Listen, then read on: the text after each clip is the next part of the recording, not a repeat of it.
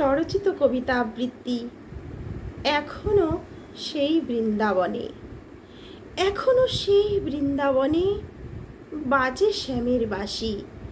বাঁশি শুনে রাধার মুখে ফোটে মধুর হাসি। বনে বনে ময়ূর নাচে, কোকিল করে ধ্বনি।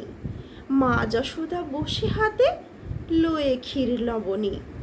বাঁশির প্রেমে পাগল হয়ে সারা ব্রজগোপীগণ শূন্য কলসি কাখে লয়ে প্রেমবারে ঝরা নয়ন। যমুনার জল কলকল তানে ছন্দে বয়ে চলে।